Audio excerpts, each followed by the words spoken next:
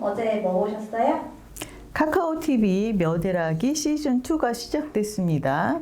시즌2 제목은 며느라기2 .ing 그러니까 며느라기는 계속된다 앞으로도 진행형이다 이런 의미겠죠. 며느라기는 며느리와 아기의 합성어 뭐 사춘기나 갱년기 같은 이 특정한 시기를 말한다고 합니다. 며느리가 시집 식구에게 잘 보이고 싶어서 애를 쓰는 시기, 그 시기를 말하는데요. 이 사춘기나 갱년기는 어느 날 문득 감쪽같이 사라지잖아요. 그런데 며느라기는 스스로 자각을 하지 않는 한, 벗어나려고 노력하지 않는 한 며느라기에 평생 머물러 있게 된다는 거죠. 시즌1 방영 당시에 그 드라마 내용을 두고 갑론을박이 일었습니다. 요즘 세상에 저런 시집이 어디 있느냐, 요즘은 오히려 시어머니가 며느리 눈치 보는 세상이다, 이런 의견인데 무슨 소리냐, 내가 바로 산 증거다, 내가 민살인처럼 살고 있다, 이 서로 다른 의견 대립이 팽팽했어요. 여러분은 어떤 쪽이신가요? 저런 시집 요즘 없다, 아니면 요즘 저런 시집 현존한다. 제 생각에는 많이 달라졌죠. 개화되긴 했는데 그래도 뿌리 깊은 구습이 여전히 남아있는 상태입니다. 시즌2는 등장인물들은 모두 동일하지만 원작인 웹툰 내용과는 다릅니다. 첫 화부터 변화가 느껴졌어요.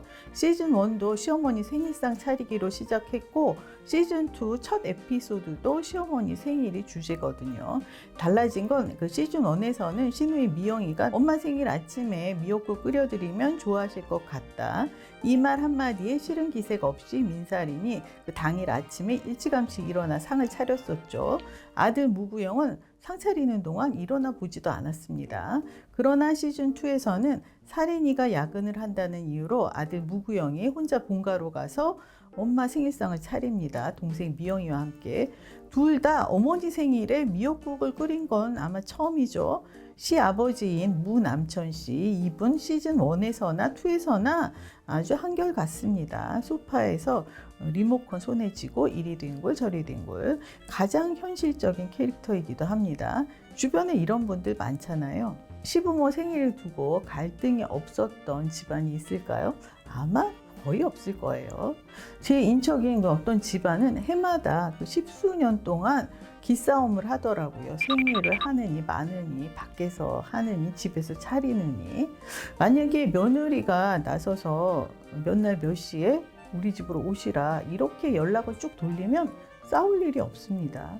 우리나라 그 생일상 시스템 자체가 며느리에게 일방적인 그 희생을 강요하고 있어요. 여기서 깔끔한 해결책은 당사자인 시어머니나 혹은 시아버지가 연락을 하는 거죠. 제안을 하는 겁니다. 밖에서 나가서 하자. 너희들은 작은 선물만 준비해라. 이 분란을 최소화하려면 이 방법이 최고입니다. 제 나이가 60을 훌쩍 넘었어요. 그런데 결혼을 한 이후에는 생일상을 누구도 차려주지 않았습니다. 미역국을 끓여준 사람이 없어요. 그런데 제가 며느리가 생겼다고 해서 갑자기 제 며느리가 저에게 생일상을 차린다는 게 말이 되나요? 남편도 자식들도 안 한 일인데. 이 무구영의 어머니가 자신의 과거를 되돌아보면 좋겠어요. 자신이 그 어머니의 생일상을 차릴 때 기꺼운 마음으로 했는지, 아이들의 그 생일 파티를 해줄 때와 같은 심경이었는지, 기쁜 마음으로 하지도 않는 일인 것을 왜 그렇게 그 생일상을 받으려고 할까요? 그 주변에다가 우리 며느리가 생일상 차려줬어 이런 소리 하고 싶어서예요? 저는 첫 아이 낳기 이틀 전에 시어머니 생일상을 차렸었는데요. 삼복더위에 고생했다 이런 소리 들어보지 못했고 당시의 일을 기억하는 사람조차 없습니다. 그날 저희 엄마가 그 시즌2 첫 화에서 민살인 어머니가 시어머니 생일이라고 떡을 해다 주시잖아요. 그것처럼 뭔가를 해오셨어요. 살인이 엄마하고 이게 똑같은 대사. 그냥 네가 했다고 해. 그냥 상에 올려. 이렇게 얘기를 하셨었는데 뭘 해오셨는지는 기억이 안 납니다. 그렇게 그 부모가 해준 공은 없는 거예요. 출산을 앞두고 혼자 차렸던 시어머니 생일상. 그때는 그냥 그래야 하나 보다 했습니다. 바로 돌이라는 이름의 그 일종의 가스라이팅이었지 싶어요. 이 사회가 저를 세뇌시킨 거죠. 며느리는 뭐 처지가 어떻든 간에 그냥 무조건 마땅히 생일상을 차려야 한다. 이게 돌아가는 분위기였던 거예요. 제가 만삭이어서 나는 못하겠다 얘기했다면 안 할 수 있는 일이었어요. 안 해도 되는 일이었습니다. 그런데 제가 당시에 며느라기에 해당됐기 때문에 그렇게 했던 거죠. 안 하겠다 한들 그 누가 저를 다그쳤겠어요. 물론 뒷말들은 했을지도 모르지만 이 뒷말이라는 게 참 피곤합니다. 그냥 자기들끼리만 하고 말면 좋은데 꼭 옮기는 사람이 있잖아요. 누구누구가 그러는데 너 너무하다더라, 개념 없다더라, 니네 엄마 그러는 법 아니라더라, 막 이런 소리가 들려옵니다. 이 며느라기 드라마에서 저녁에 식당에서 정식으로 박기동 여사 생일 파티가 열렸죠. 이 시이모가 참석했더라고요. 심술 맞은 이 시이모 캐릭터, 소파 붙박이 시아버지 캐릭터만큼이나 아주 현실적입니다. 시이모가 올해도 살인이가 생일상을 차렸느냐 물어요. 이 살인이가 야근이어서 아들딸이 차렸다 이 소리에 시이모가 아주 펄펄 뜁니다. 오바 육바를 해요. 그게 그날의 자기 역할이라고 생각하는 거죠. 시어머니의 속내를 대변하는 게 자기 밥값이라고.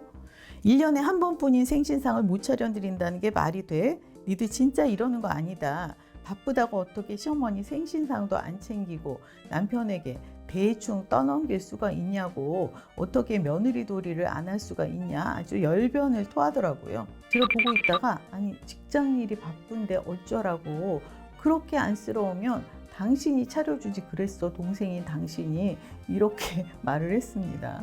결혼한 지 1년 된 민살인하고 그 시이모하고 누가 더 박기동 여사의 덕을 봤을까요?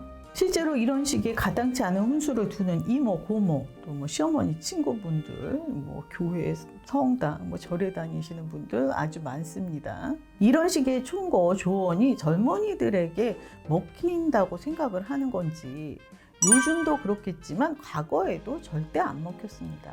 씨도 안 먹힐 소리를 해서 서로 감정만 더 상하게 만드는 거죠. 그런데 이렇게 대놓고 얘기하는 게 또 차라리 낫습니다. 뒤에서 수석거리면서 이 갈등을 조장하는 사람들도 있잖아요. 이전에 한 번은 저희 엄마가 전화를 하셨어요. 갈비찜이 먹고 싶으니까 해오라 이러시는 거예요. 그런데 좀 의아했습니다. 우리 엄마의 어법이 아니거든요. 마치 보이스피싱의 느낌이 나는 그런 말이어서 뭐지 했습니다. 눈치를 제가 챘어요. 옆에 누군가가 계시구나. 옆에서 우리 딸은 이런저런 거 다 해왔다. 당신 딸은 뭐 해오느냐. 갈비찜 한번 해오라고 전화해봐. 이렇게 이제 쿡쿡 찌르니까 엄마가 전화를 하셨던 거죠. 엄마가 이제 한 30분쯤 지나서 전화를 하셨어요. 이거 밖에 나가서 사 먹을 거니까 해오지 말라. 없던 일로 하라고. 이런 사소한 일도 있지만 일륜지 대사인 혼사 때에도 뒤에서 수석거려서 일을 그르쳐 놓는 사람들이 꽤 많습니다. 밍크는 꼭 받아야 한다. 가방 못 받았어. 그러는 법 아닌데 이러면서 남의 경사에 입질하는 분들 제발 그러지 마세요. 무구영 이모님, 이분은 혼자 아주 딴 세상을 사십니다. 무씨 집안 며느리가 됐으면 그 집 조상들 잘 모시고 시부모 생신이며 시댁 대소사들 잘 챙기는 게 기본 중에 기본이야. 이분에게 합당한 말은 너나 잘하죠. 시즌2 예상치 못했던 무구영의 변화가 반갑더라고요. 이 내부모는 내가 챙겨야 한다는 걸 깨우치고 또 실천을 하잖아요. 부모님 생일을 직접 챙기는 아들 흔치 않죠.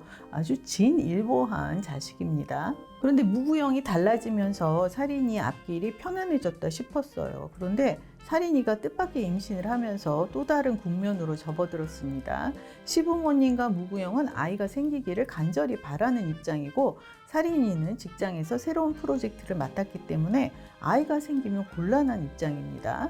두 사람이 시간을 좀 두고 아이를 갖자고 이미 약속을 하기도 했고요. 진퇴양난에 빠진 살인이 어떻게 해야 할까요? 지금 이 순간에도 여러 여성들이 겪고 있을 고민거리입니다. 그러나 이 당면 과제인 회사 일도 일이지만 앞으로 해결해야 할 육아도 큰 문제이죠. 벌써 살인이 동서 형님인 혜린이 이 거침없이 할 말 다 하고 또 자신의 잘못도 선선히 인정하고 사과할 줄 아는 멋진 캐릭터였는데, 시즌2에는 일과 육아 사이에서 갈팡질팡 중입니다. 육아 도우미를 바꾸게 되면서 당장 아이를 맡길 곳이 필요해졌는데 시어머니 박기동 씨의 대사가 기막히더라고요. 그래도 외할머니보다 친할머니가 낫지. 아들인 무구영은 달라졌는데 어머니 박기동 씨는 아직 여전하시죠. 이 어머니가 태몽을 꾼 후에 갑자기 살인이에게 따로 과일을 챙겨주시더라고요. 의미심장한 미소를 지으며. 평소 안 하던 배려라서 살인이가 당황스러워했죠. 이전에는 자식이 짝을 이루어서 결혼을 하고 그리고 아들, 딸을 낳고 그게 인생의 최대 목표이자 관심사인 분들이 참 많았습니다. 이 박기동 여사가 딱 그렇죠. 옛날 사람인 거예요. 국립국어원이 친할머니, 외할머니의 호칭을 바꿨을 것을 권유하고 있습니다. 친할머니의 친은 친할 친자이고 외할머니의 외자는 바깥 외자이기 때문이에요. 그래서 이 친외 대신에 사는 동네 이름을 붙여 부를 것을 권하더라고요. 저희 손녀는 저를 석희할머니라고 부릅니다. 의도하지 않았는데 그냥 저절로 그렇게 부르고 있어요. 아마 요즘은 친할머니, 외할머니 이렇게 가려서 부르는 아이들이 많지 않은 모양이에요. 며느라기 시즌2가 공론의 장이 되었으면 좋겠습니다. 가치관이 다르다고 나를 세워서 첨예하게 대립할 것이 아니라 의견 교환으로 지혜로운 길을 찾아가자는 거죠. 그리고 시어머니라는 존재를 그 예능 프로그램에서 그러하듯이 일방통행의 답답이 욕바지로 몰고 가지 않았으면 좋겠어요. 이 무구형은 시즌1 결말에 했던 약속대로 많이 달라졌습니다. 밉상 시어머니도 소파 붙박이 시아버지도 이 드라마를 통해 얼마든지 달라질 수 있습니다. 무엇보다 며느라기에서 벗어나는 길은 본인의 자각이라는 점을 잊지 말아야 하겠죠. 동화 속 주인공들은 왕자님을 만나서 결혼하며 해피엔딩을 맞습니다. 그러나 천만에요. 결혼은 이제부터 온갖 세상 풍파와 맞서서 싸워야 하는 새로운 시작이죠.